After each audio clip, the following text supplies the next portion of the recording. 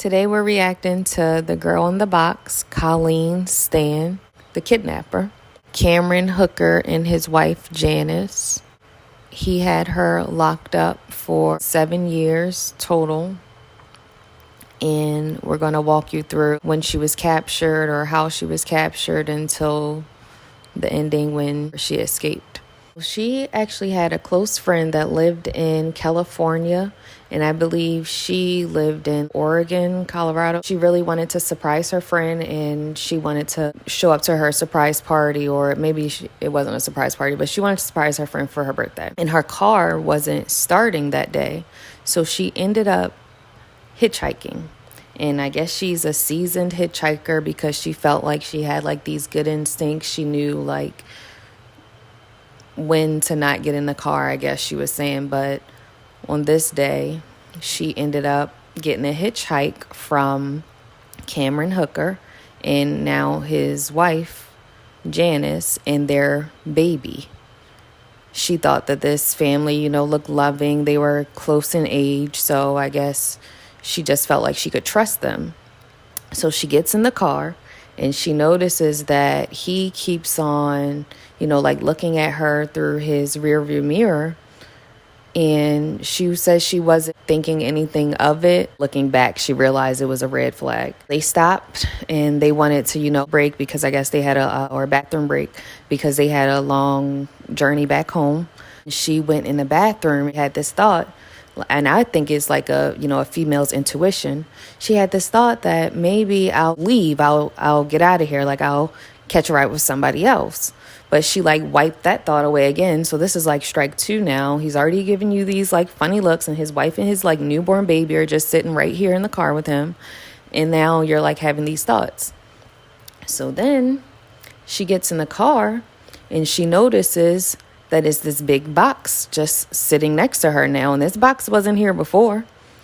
So, they start driving. He pulled over somewhere secluded, and he was able to basically like put a knife up to Colleen and tell her to put on this contraption that he made, which is called a headbox. He made it so that she could breathe and like have some ventilation, but no one could hear her if she was screaming. So they drove all the way home, and that's when he tied her up in his basement. After he, gets her in the basement and ties her up, that's where he keeps her for the remaining time that she's captured. He ends up being into BDSM. He's into that, and he was into it with his wife, Janice. Janice knew that he was going to be kidnapping someone, and Janice is the wife. She knew this because they had an agreement. And the agreement was if she could have a baby with him, then she would be okay. Somebody choke, whip, a gimp, basically. She was all right with him having a gimp, but not having sex with the gimp, basically. That was the whole idea here. I'm sure that sex was a part of what they was doing out in the woods and all this other stuff. That's something you didn't talk about. He used to take his wife out to the woods. Like, he met his wife. She's real insecure in herself when she's like 15. He's 19. It's her first little boyfriend or whatever. She want to keep him so bad. Yeah, so she started going out to the woods with him. He manipulated her by playing the nice guy first. And, yeah, he started taking her out to the woods and tying her up and whatnot. After he started doing that, I'm sure they was having sex. It's not like they just, tied her up, So, that's part of what's going on when he's doing these things. So, act like she was setting some boundaries. She was going to do whatever she had to do to keep this guy. That's how she was acting, clearly. That was very appalling on her behalf, because you agreed to your husband to do this. And meanwhile, while all this is going on, they have a second child. He has her in the basement, and he built all his, sex toy equipment. They said that when she was in the basement, he tied up her arms, and she was like basically dangling in the air. She was standing on a cooler at first, but he like moved that from under her feet. So she was like just dangling in the air like that. And he left her there like overnight sometimes too. He ended up making her sign an agreement that is basically saying like, he owns her. She has to do what he wants her to do. And she ended up signing it. He told her that he worked for someone called the company, So he made her believe in this unrealistic whole organization, and everyone is involved around her. Like his neighbors are involved in it, and if she was to try to escape, they'll find her. Like basically he was like threatening her, and she was believing it. Years later, she was able to, get a job, and they explained to the neighbors like she was just like the housekeeper or like the type nanny situation. So the kids didn't even really know that she was living in the basement. She was basically building up her trust so much with, she was able to take the car and go up the street to work. They eventually needed her to go to work.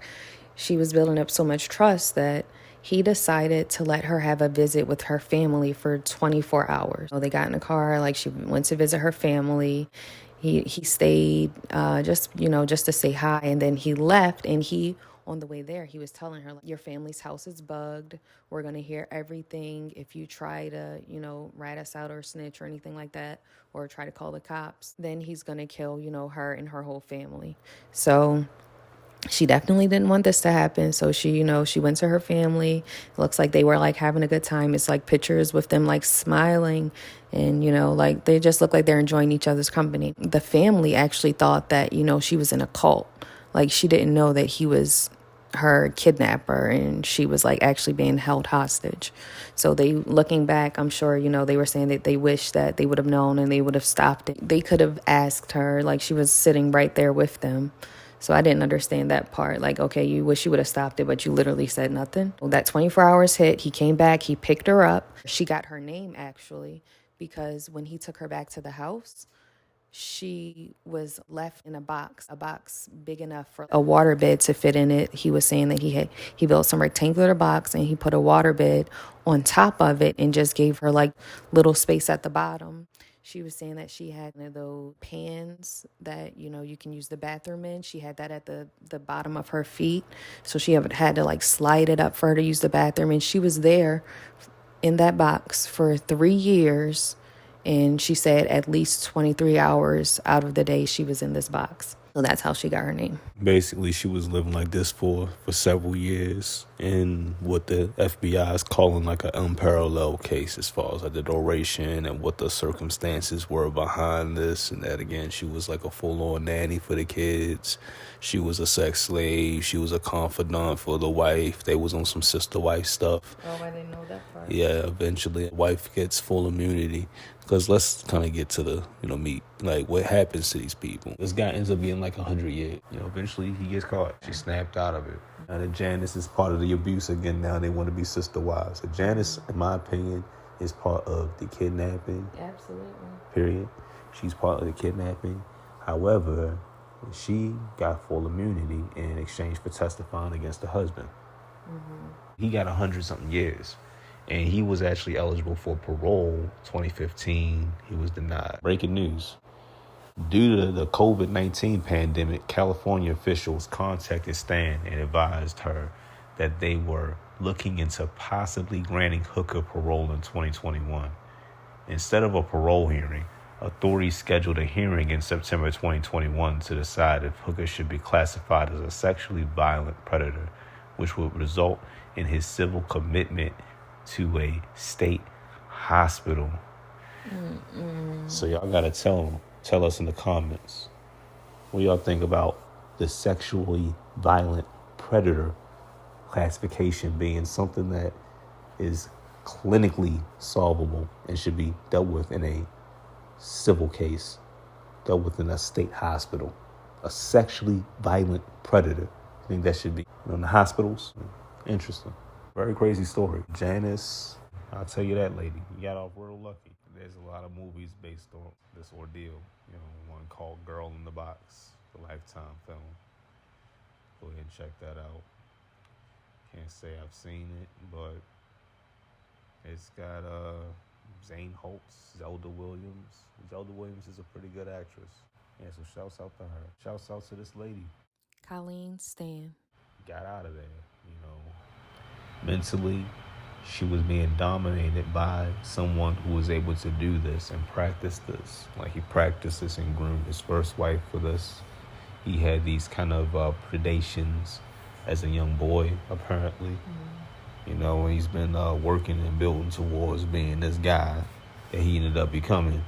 And then he had a nice little run. This little sicko had a nice run. He over there building contraptions. Again, the guy was thinking about this from a young age. He's an engineer in his mind.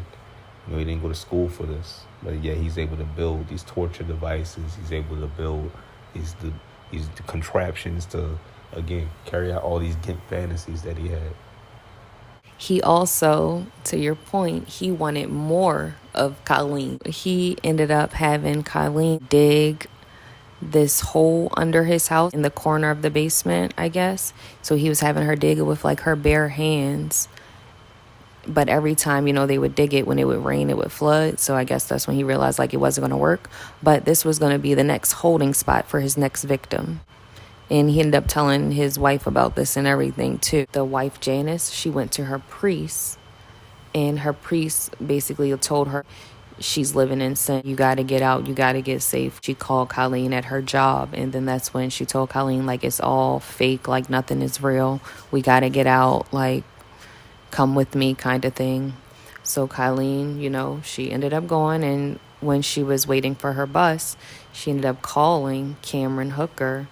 And I guess she basically said, like, it's over, you're done kind of thing. So, of course, he was able to get rid of some stuff because the cops, when they arrived, they found some things. And then they also found, like, some of the contraptions and, like, the different equipment that he was using. They found some of it. But they knew he was doing it because they ended up finding an undeveloped film. So I guess when they developed that, that's when they knew that, okay, everything is true. And they found the agreement, the letter that he wrote or he typed up for Colleen to sign. They also found some love letters too, but they were signed by K, and K is what he would call Colleen Stan. He would say that was her nickname.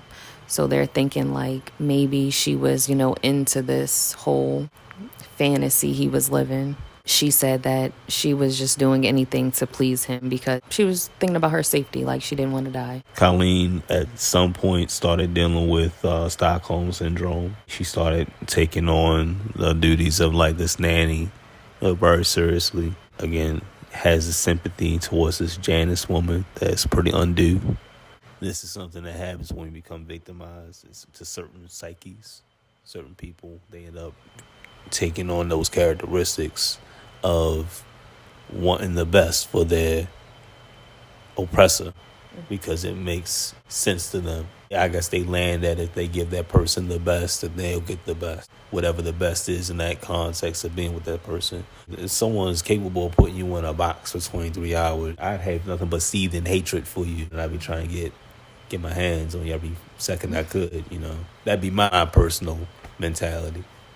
You know, there wouldn't be no organization in the world that stopped me from doing that. Since if you're going to make this my existence, you know, I'm not going to be taking care of your kids, talking with your wife that you kidnapped me with, you know, getting back into the box. I'm just being real with you. But I understand that this guy was supposedly very huge, very intimidating. You know, he's 6-something. 2-something. From what I've heard, maybe he was a little bit under 2-something. But again, people look at these guys that they got this height on them and they get very intimidated by it for some reason. I would have told Colleen if I was there with her as her guide in that situation, everybody bleed. And yeah, you just gotta get them. She probably would have told me, hey, well, hey, I'm alive right now. And who's to say I would have been alive if I did that? I'm all about my quality of life, though. That's not living to me. My thing is, this lady was able to drive. You could drive around the neighborhood, run this errand, go this spot. Like, you didn't think to say, have you ever heard of something called, and just see what these neighbors say. She didn't think, yeah, pop into the library. Look, this is back in these days, you know, it's on internet or whatever. You can just go to the library. Look at the organization. Where is this organization happening? That's when you live with fear. I've been listening to and reading a lot of stuff about fear lately. It's very interesting. And, yeah, that's when you live with fear.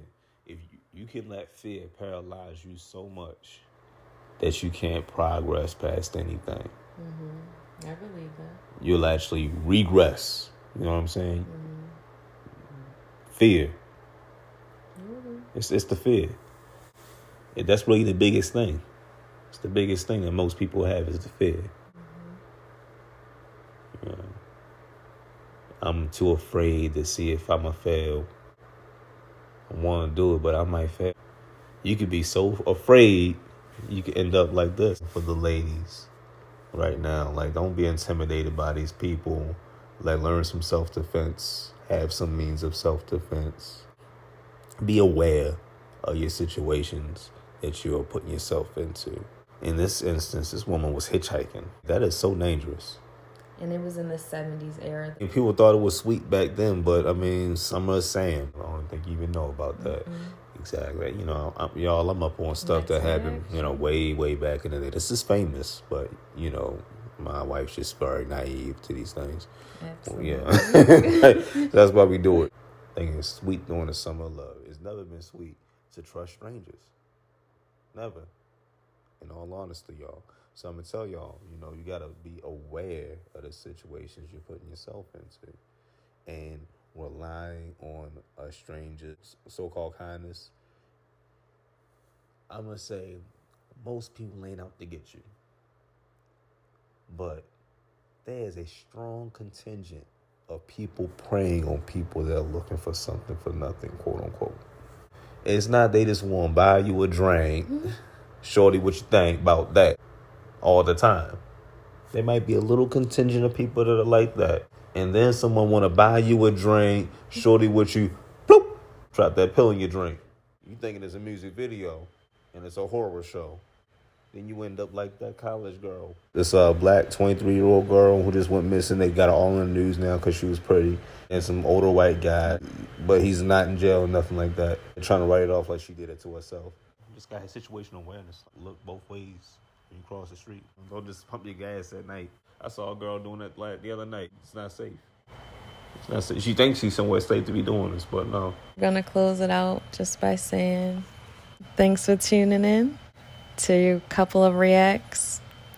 Like this video if you want to see more true crime. Leave us a comment below. If you've ever picked up a hitchhiker or if you've ever been hitchhiking yourself, let us know your story. I've picked up a hitchhiker once and I lost my work phone that same day. So I never did that again. But let us know your story if you have one.